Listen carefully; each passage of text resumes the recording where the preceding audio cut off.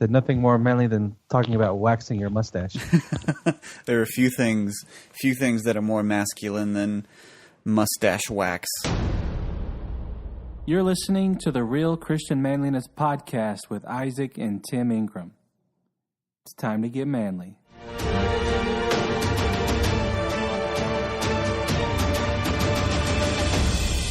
Hello, gentlemen out there. How are you doing this afternoon? Well, I assume it's afternoon. It's afternoon for me. On the podcast today, we have, as always, the founder and the CEO and the chief director of the Real Christian Manliness Podcast, Isaac Ingram, up in Montana. I'm just a dude with a laptop and a microphone. Come on, man. Don't spoil the illusion. CEO, the chief editing officer. Bingo. Isaac, how's Montana? It is a little temperamental. It's bouncing up and down from like the 20s to the 70s, so a little hot and cold. Or temperamental, so it's like President Trump on Twitter. Warm, boom. No comment. What, 90% 10% mental? Yeah, we'll try to stay. Let's try to stay apolitical on this episode as best as possible. Also, you just heard another voice chiming in with words of wisdom from all the way like 15 minutes from me in Fort Worth / Keller / right on the border somewhere. Patrick Smith, the number one Real Christian Manliness listener, is joining us today. How are you doing today, Patrick? I'm doing all right. Thank you all for having me on. I know we're going to have a great time. And that's all we have for today. Anyway, so Patrick is our number one listener, as stated. He kind of has to be because he's our friend, our close companion. Well, and he has monetarily contributed to the podcast. And not only did he monetarily contribute, he was very old-fashioned about it. He sent a check in the mail. Money bags over there, reached down into his deep pockets and sent us some money. Stacks on stacks on stacks. If only you guys could see the hand gestures and the now what's going on over there. Anyway, Patrick, how is life as a brand new father going so far? It's good. This time last year, I was single. I was engaged to be married, and within the past 10 months, I've gone from being single, then married, and now I'm married with our firstborn. So it's been quite an eventful year. So your son is 2 weeks old today, correct? 2 weeks old today. Whoa. Yeah. Young. Brand new. He's a youngin'. Yeah. But he's happy and healthy. Katie's doing great. We had in-laws over for several weeks, and they just left today. So got the house to ourselves again. It was good having them all here, helping out. It's definitely awesome. It's definitely helpful having family around. That's right now while we're getting our house ready, we're staying with our in-laws, and so we try not to pass the baby off to them too frequently. We want to make them want the baby, not be like, okay, take the baby back. That's what I told somebody the other day, because whenever you bring your child down here for us to meet, I told him I don't think I'm going to get to have any time with that kid because between my sisters and my mom, I might not get a holding session in. We'll have to put something on the calendar that's specifically Uncle Tim time. Yeah. Josh was already made the round at Trinity. Everybody gathering around him, trying to get a hold of him. See, that's what I'm wondering about whenever we're down there in the next couple weeks. Is that Trinity is a pretty large church and it's a really small baby. And there's a lot of elderly people that are going to want to love on her. You could always say no, hands off. That's true. That's true. My child. I pay the bills for this baby. If you need an enforcer to tell everybody no, I'll just be there. And just Uncle Tim's the bouncer. Do a little nod or head shake. Let me know you don't want that person holding the child, and I will direct them away. My sergeant at arms. Anyway, So Patrick, let's move on from the new baby talk because I don't have one to join in on the conversation, and I'm feeling a little left out right now. Tell us a little bit about yourself. Isaac and I know you a little bit. Those who are listening probably do not, unless you just have a bunch of fans on Facebook or something that we don't know about. Give us a little history about yourself, where you're from, a testimony of salvation if you are saved. If not, we'll talk to you after the service or after the podcast and get that taken care of. I was still singing the invitation while I witnessed to you. But anyway, so if you would just give us a little bit about yourself. Okay, just a bit about myself. As Isaac and Tim said, my name is Patrick Smith. I currently reside in Keller/Fort Worth, Texas. It's one of those. Technically, I'm in Fort Worth, but just across the street is Keller, so it's North Fort Worth. And I'm married. I have one kid, brand new, 2 weeks old. I got married in January, so in case you're wondering, the math does check out. So I've been living in Texas for about 7 years. Moved out here in 2010 for work. I grew up in a very rural part of North Alabama. It's Tuscumbia. Our biggest claim to fame there is it's the birthplace of Helen Keller. So not a lot, and it's also close to the legendary Fame audio studios. So a lot of people come there just to see that location. But yeah, I grew up in Tuscumbia, Alabama. A little bit more about me. Let's see. I am saved, just in case anyone's wondering that. Praise the Lord. Thank you. I know y'all are worried about that. You may question it at times, but I went to a small church in Tuscumbia. My grandfather was the pastor there. He's to me, one of the greatest men of God I've ever known. He went to be with the Lord about 11 years ago this month. So he and both my grandmother about the same time. So, and what else? I studied at the University of North Alabama. Before that, I was homeschooled. Both my parents homeschooled us. I'm the fifth of 7 kids. So a small family.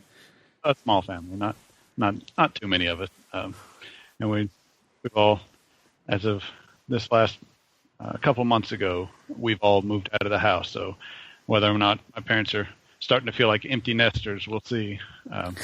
But we're scattered all about. Most of my siblings are in the Alabama, Georgia area, so they're still close to home. There's me, who's about a 12-hour drive away from Alabama, and then there's my older brother, who's been living on an island in the Pacific for the past 10 or 11 years, and he's doing well. I finally get to see him again Christmas. He's coming back for Christmas right before he moves to England with his wife and their child.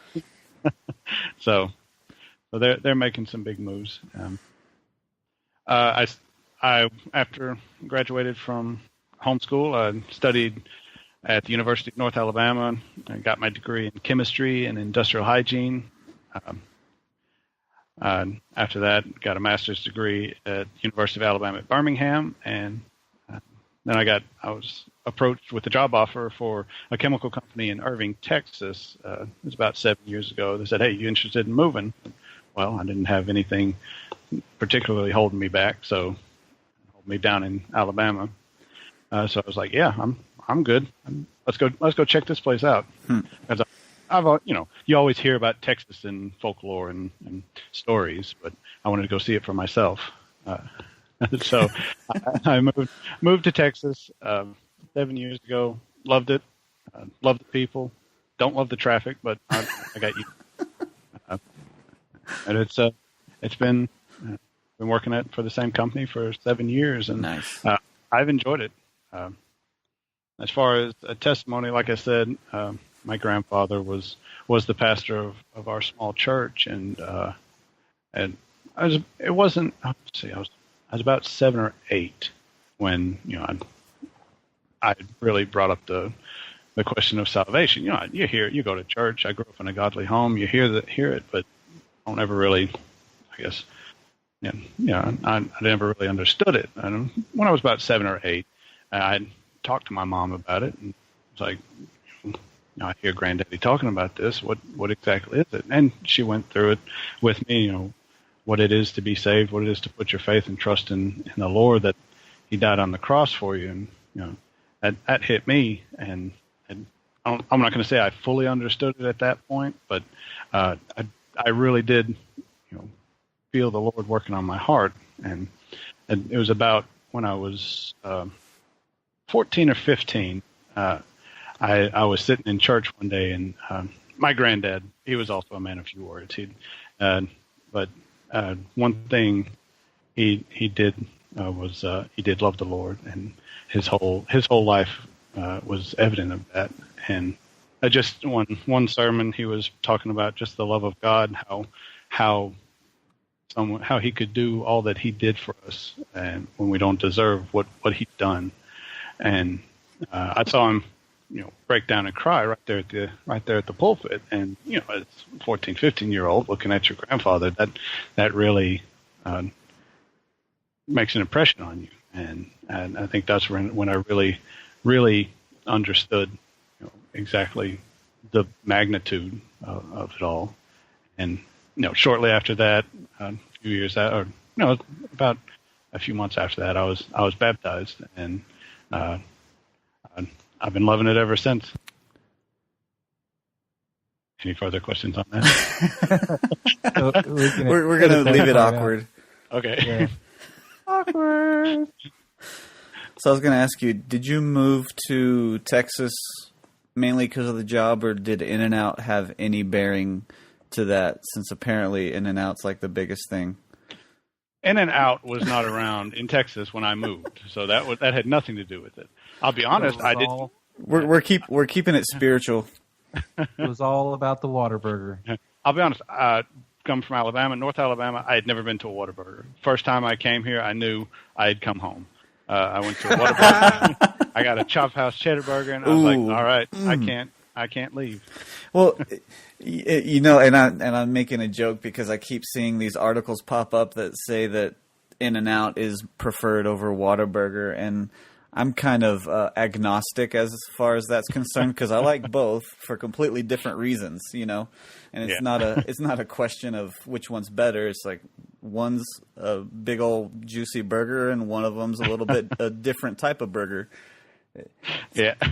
If you do it right, it's kind of like a Big Mac in a way, the In-N-Out. Yeah. It's just a glorified Big Mac. And if you look at any of those articles or any of the the study behind it, the whole thing is skewed. Look at it's widely skewed. It's based on here comes the industrial hygienist nerd. No, but I want to hear what you have to say. It's based the algorithm, guys. They use Foursquare. How many people check into Foursquare based on how many chains are within an area or within a state? And yeah, it's going to be skewed because Texas has so many more Whataburgers. And who uses Foursquare? Let's be honest. True.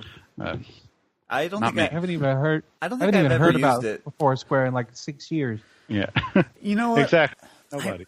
I may have checked in one place one time, but that might be the extent of my Foursquare usage.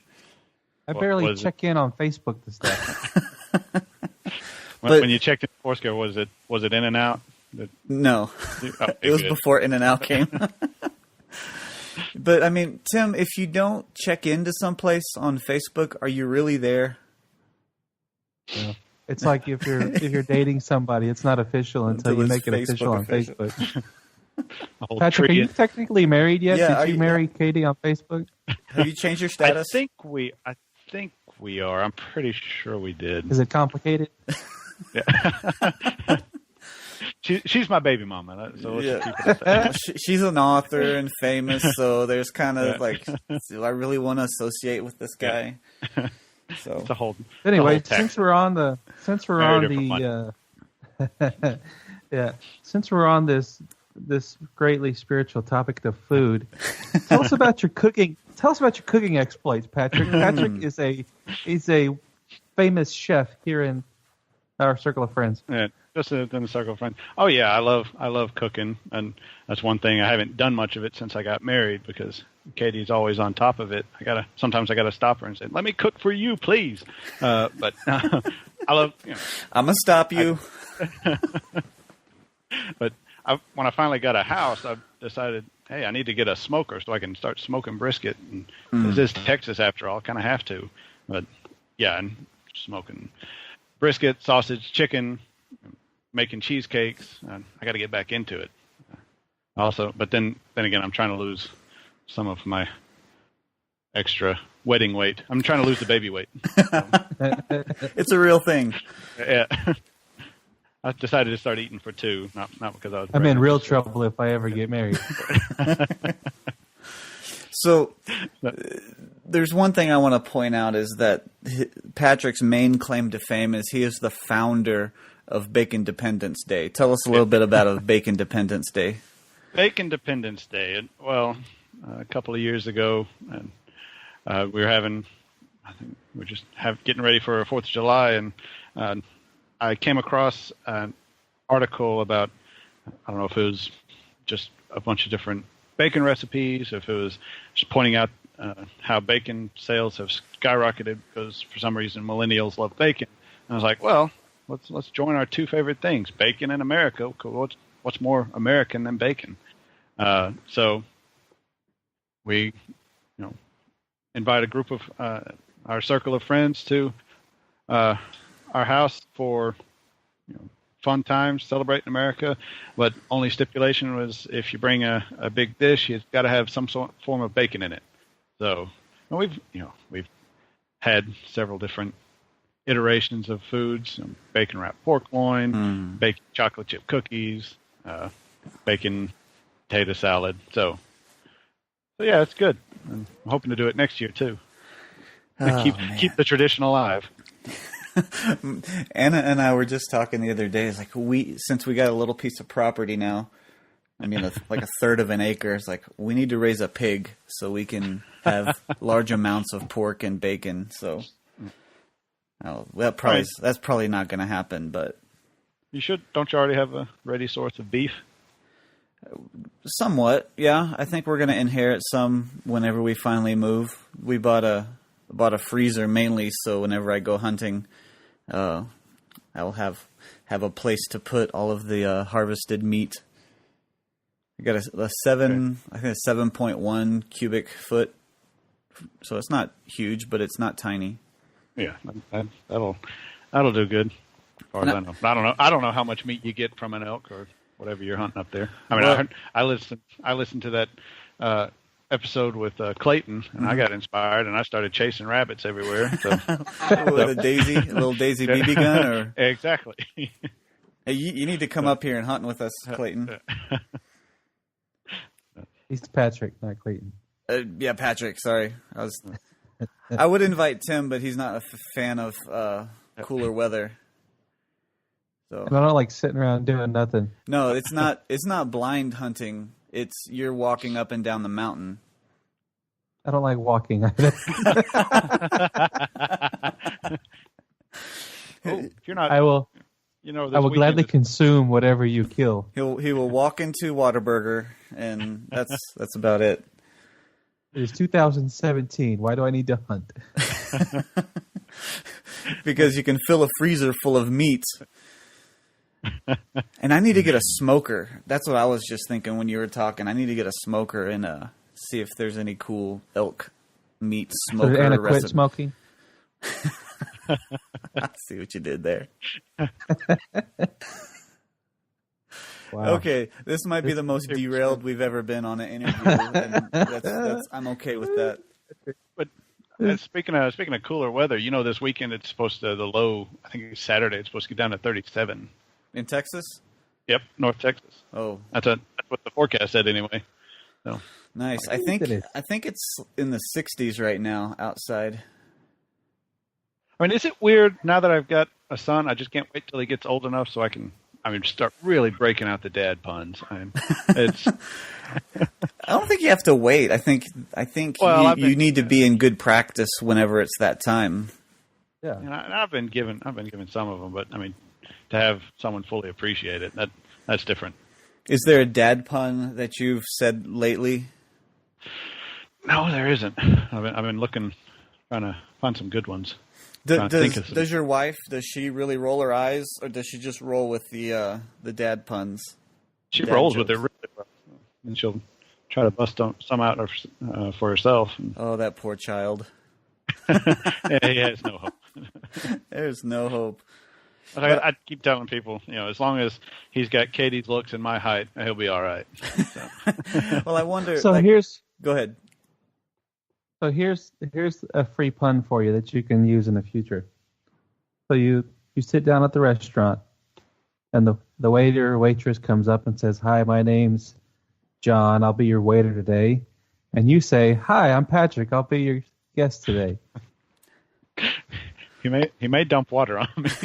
Or he may do that already. He's 2 weeks old. And then at the end, whenever they bring out the bill, you open up the bill and you look at the price and you say, "American dollars?"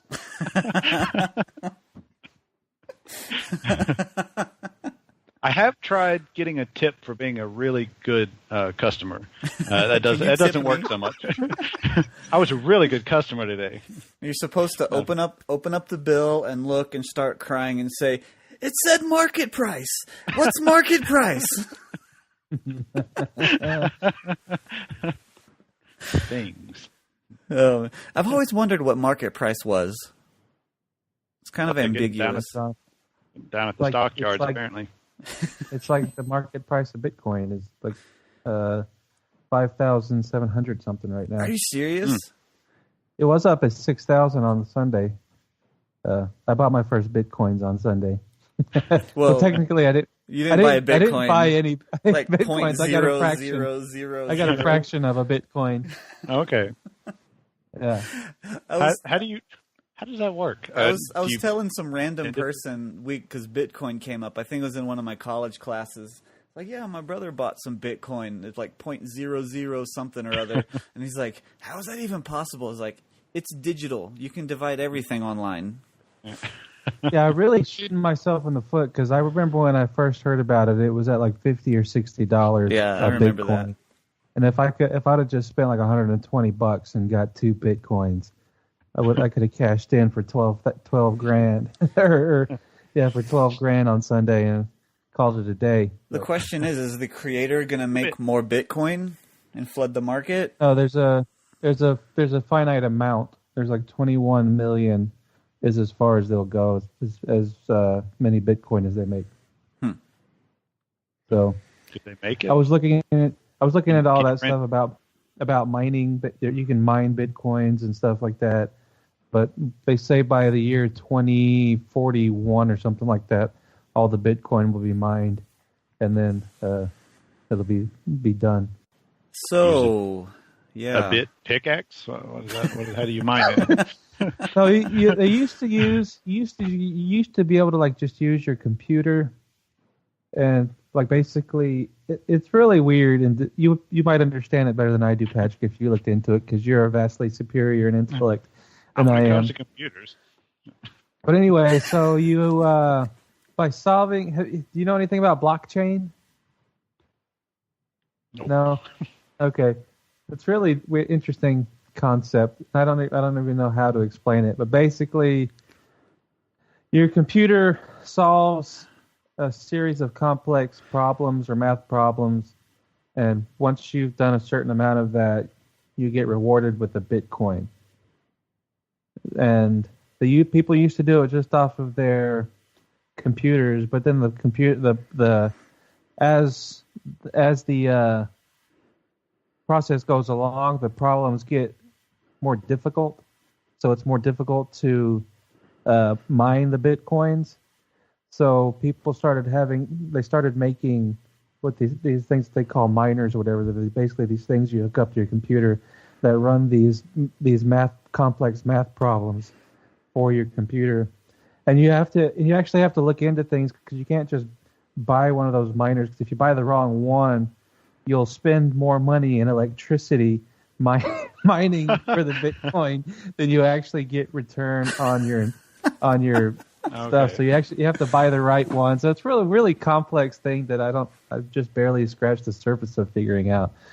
But I think I decided it wasn't for me to try to mine. So for those listening that are curious about this, where did you learn this from, Tim? Where does anybody learn anything nowadays? YouTube. Is there a specific channel? Just type in Bitcoin in the search engine or in the search at the top of YouTube page, So you can search on YouTube or mining Bitcoins. Put it in the Googler. But there's also I was listening to a podcast about Bitcoin and cryptocurrencies today, and there's like 1,000 different cryptocurrencies out there like Bitcoin right now. And so the Bitcoin's like the name brand? It's the most successful one, obviously, because it was up to close to 6,000. There's a few other ones that it's just going to be like the most boring conversation. But anyway, so yeah. So there's like 50 of them that people say are actually legit, and a lot of them people think are actually just scams that are people trying to get people's money. But yeah, so there's like Litecoin, Ethereum, and then there was like Bitcoin Gold and Bitcoin Cash. I'm not exactly sure what those are yet. I'm just now getting into it and trying to understand it. So it's real. It goes over my head a lot of times. I was listening to a podcast about that today, and sometimes they were talking, and I'm like, "What?" I have no idea what they're talking about. That's most things for me. It's just like whoosh, right over my head. So I mean, a lot of things. They probably already got a Bitcoin for Dummies book out there. So I should look that up. That's a good point. See, you're smart. What they? Who was it? Was it Aristotle or somebody who they said he was the smartest man in Greece because he knew what he didn't know, and he knew how to figure out what he didn't know, or something like that? Socrates. That's pretty deep. Was it Socrates? Yeah, that's who it was. He was the smartest man because he knew he wasn't the smartest man. So he knew where to go get the Bitcoin for Dummies books. Yeah, then again, he drank hemlock and killed himself. So don't do that. Well, I was actually reading. Well, I was watching a video for one of my education classes, and they were talking about education these days isn't teaching information as much as it teaching people where to get information. Just because there's so much information out there that you can go find it. So people aren't memorizing and their memories aren't as good, but because they're not forced to these days. Just look out for the fake news. Believe me. Believe me on this non. Everybody knows this. the greatest information, the best. I don't know if any of this is usable. I don't know, but we're going to post it. This episode of the podcast is brought to you by Spreezabox. Spreezabox is a subscription box that gives you effortless style for about $28 a month. Each month you'll get a box that helps keep you dapper with ties, socks, sunglasses, grooming products, and other high-quality accessories, which total every month over $100 in each box. Each month you'll get 5 to 6 items that are hand-picked by a personal stylist. And if you're like me and you like to wear a suit and tie to church, this is a great way to add a splash of color to your wardrobe. Update your look and support our show by going to Spreezabox.com, and when you check out, use the coupon code Ingram10 for 10% off your subscription. That's Ingram10 when you check out at Spreezabox.com. Circling back to somewhat relevant topic to the podcast. Trying to get back on track. Kudos. Let's get back into the more spiritual vein of conversation. So you talked a little bit about your grandfather being the pastor, and I've heard you say good things about your father before, and it's been nice at your wedding, and now that when your son came to meet your father and spend a little bit more time with him than before. Tell us a little bit about your grandfather, your father, what made them real good Christian men, and what you've learned from them that you plan on using and you are using in your own life to be a Christian man. Okay. One of the escalated quickly there. Yeah. I'm getting serious all of a sudden.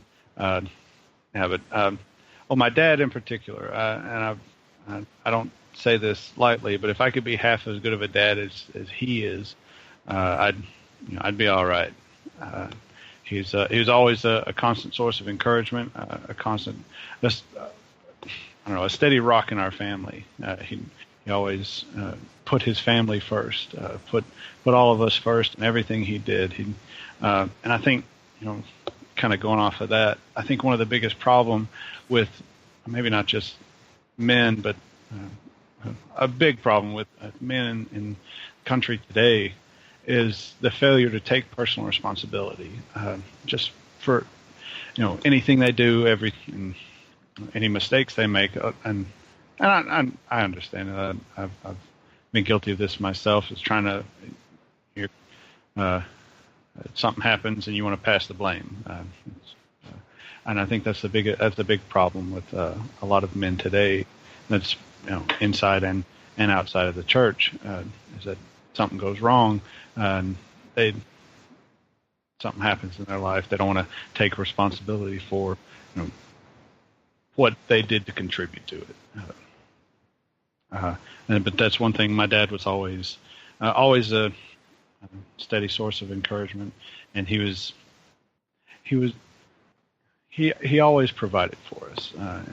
And if we ever hit any hard times, I wouldn't know it, and I never did, because he worked hard. He was an accountant. He was able to always, even after a long day of work, he was able to come home and go over things with us. One thing about our homeschooling, my dad was able to retire fairly early, and he was able to directly contribute in a big way to our homeschooling, our education. And that was a huge blessing. If I'm rambling, let me know. You'd probably know more than we would. Yeah. Yeah, but I guess one of the biggest. I like you said, I'm a man of few words, but I get that. I definitely get that from him. Our conversations over the phone usually consist of, "How's it going? Going good. Want to talk to your mother? All right." Sounds about right. But just his example, working every day to make sure that not only that we wouldn't go without, but that I think he always knew. He had 5 sons. He knew our eyes were always on him. Anything that he would do, we would learn mainly that way. Learn, when we're hit with a moment of adversity, how he handled it is probably how we would learn to handle it as well. And I guess maybe I'm biased, but he always came through with flying colors, and I'm just thankful for his example, for his definitely for his godly leadership.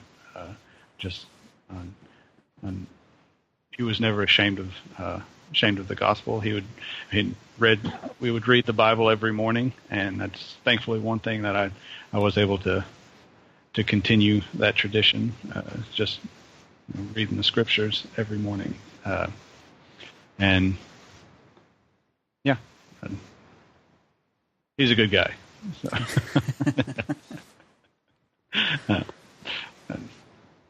Yeah, I like your dad. He the few interactions I had, he just seemed like a really great guy. And the proof is in the pudding. Patrick, you're a good dude, and I know I really appreciate your friendship. As the years have gone by, and so typically good fathers make good sons. So.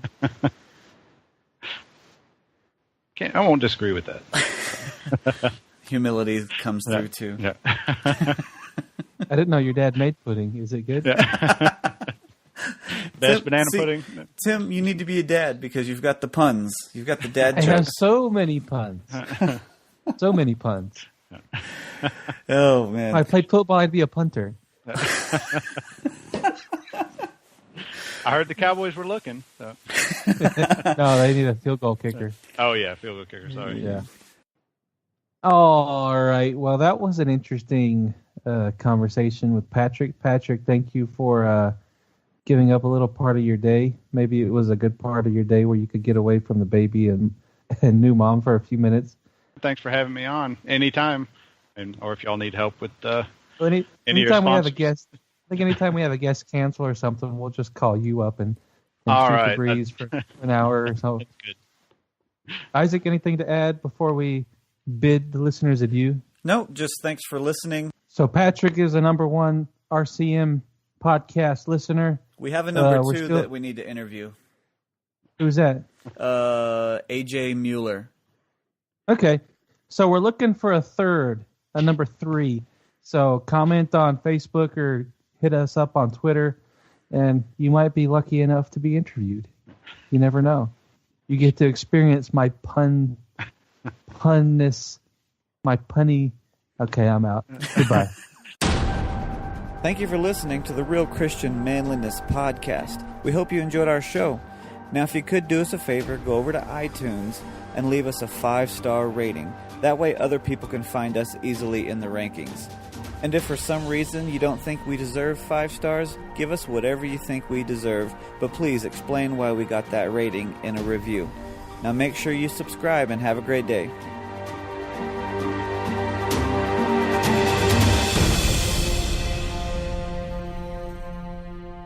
I don't know if this podcast is going to be good for anybody else, but I'm enjoying it.